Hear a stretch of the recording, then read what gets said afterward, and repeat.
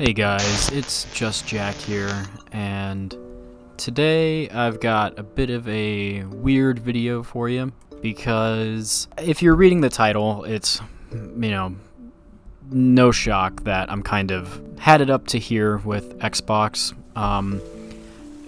When they started, releasing games on other platforms, it was a red flag, and then I kind of settled into the idea, and I still think exclusives need to go away. It just kind of sucks that we're getting it done in this way.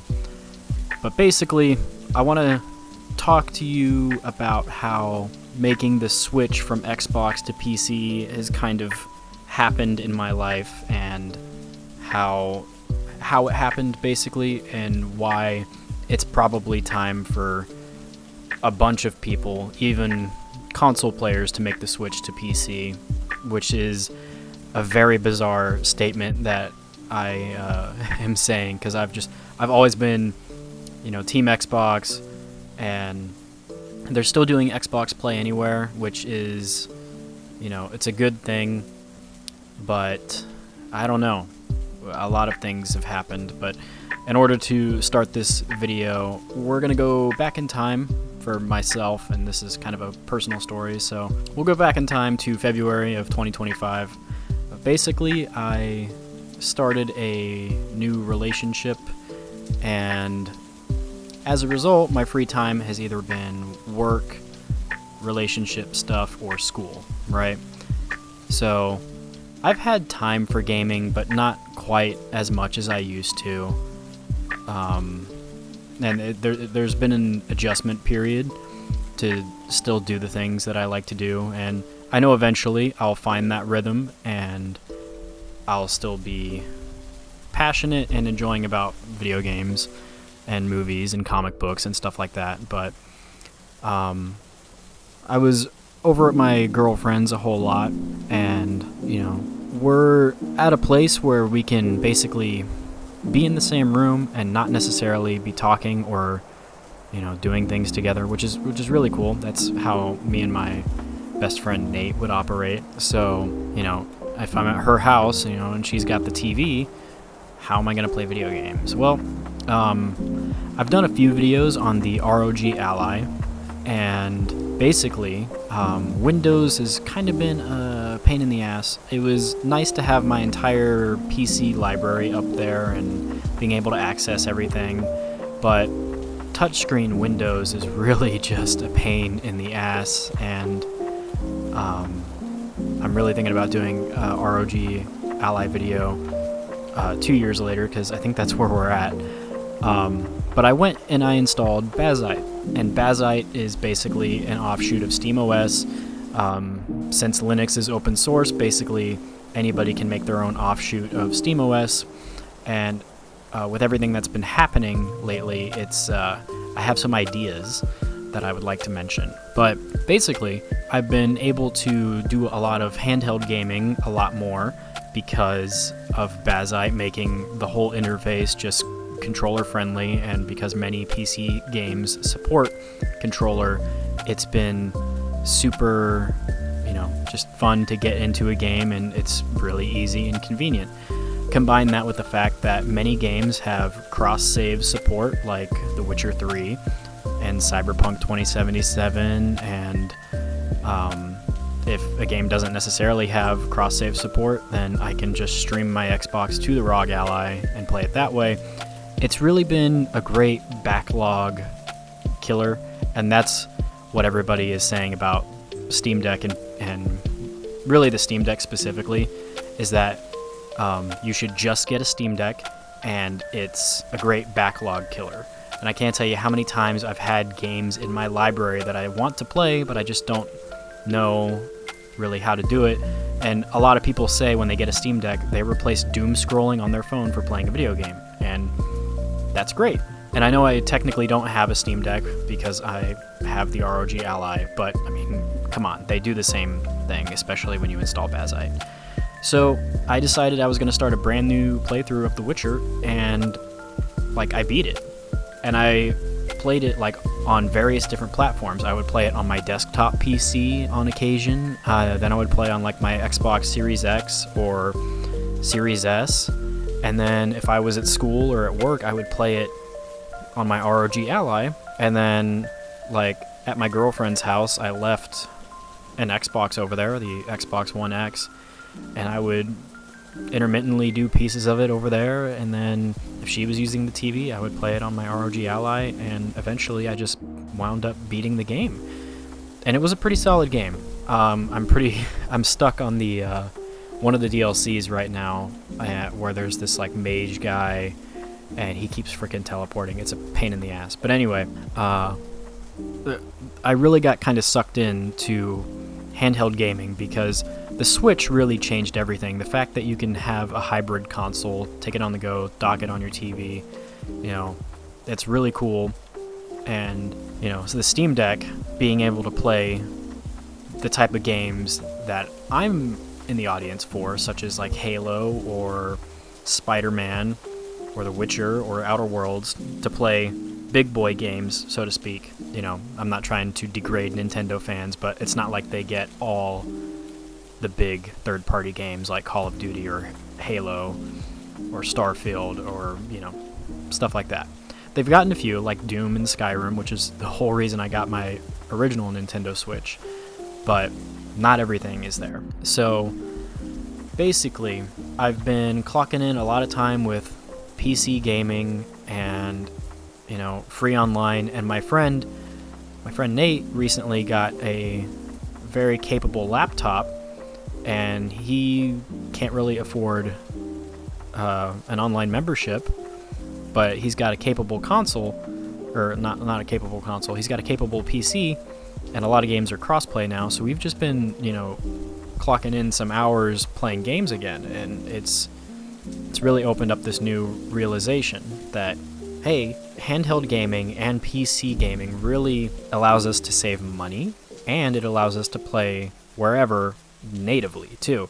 And if we still have games that are locked onto Xbox or PlayStation, we can just stream them to our handhelds. So that being said, Steam had this sale. It's still ongoing. I think it lasts till the 6th, where you could get an LCD Steam Deck, the 256 gig model, for $320. And in a world where console prices and video game prices and subscription services are being jacked up, particularly by Microsoft, it's a no-brainer. Like, you don't own anything in Game Pass. Sure, it's really great to try a new release out like Oblivion Remastered or Avowed or Black Ops 6. It's really cool, and it's even cool to stream those games to platforms that don't necessarily have that hardware available. But right now, it's becoming increasingly less worth it. Like, we've already had a price hike on the Xbox consoles. It was, I think, $50 to $80, depending on the model that you had. And now, the most expensive Xbox you can get, the 2 terabyte Galaxy Edition, which looks really cool, but it's not as powerful as the PS5 Pro, is like $800. And now they've jacked up the price of Game Pass. Now, an argument can be made that they may have been adding more value for, Ubisoft Classics and Fortnite, the Crew Battle Pass stuff, but I don't know. It's getting becoming an increasingly less and less appealing option, and I don't know. All my games that I want to play, like Halo and Spider-Man, are on PC, and I can take them with me wherever and play them natively. Like, the only benefit to owning a console was plug and play, but that disappeared with Generation 8, where you had to install games and download updates. And now the convenience of actually owning your games on disc and having a playable game off the disc, that's specifically for Microsoft and Nintendo now, with them doing game keycards. It's becoming a lot more rare to actually have a game on a piece of media. Fortunately, PC, there's an option to buy games off of GOG, and then you can choose what to do with your games that way. Like, you can put it on a flash drive, you can burn it to a disc. It's DRM free. Sure, not all the games are on there, but at least we have the option.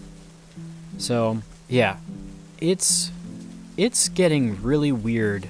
And so, like, I've had this dream for a while that we would get this new competitor in the console space where we would be able to purchase games physically again, particularly off of like SSDs or SD cards, but with enough space left on them to where we could upload patches and DLC to those cards, so that way we could maintain physical media in some form or another.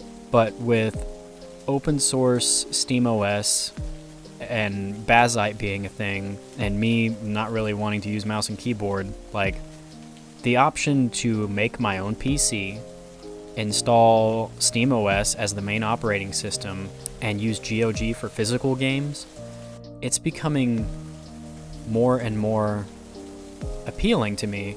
Now, sure, as a teenager, like, the hassle of PC gaming didn't really seem that appealing, but having a completely customized experience, a tailored experience to whatever it is I want to play, specifically like delisted games too, and even on the ROG Ally or the Steam Deck, if you're running SteamOS, you can install EmuDeck. So it's got like all the backwards compatibility I would ever want doing that. And if I don't like the way the artwork is on a game, or I want certain theme music, or I want my system to be themed a certain way, like, I can customize it and make it my own. Like, that's just incredible. Like, we're in a spot now where we can literally create our own consoles, and I think that's really probably going to be cheaper than buying an $800 system or $750 system if you're buying like the PS5 Pro. The market has changed so rapidly, and Microsoft has just been making boneheaded decisions, and so has Sony, because now we're up to $80 games. Like, what the hell is going on? Like, even GameStop is making fun of Game Pass. Like, I instinctively canceled my Game Pass yesterday when they announced that these price hikes were happening. And apparently I wasn't the only one, because the website crashed. I don't know. I was kind of considering looking to get the Xbox ROG Ally, because my SD card reader on my ROG Ally doesn't work because there was a flaw with the system when they made it, and I want more battery power.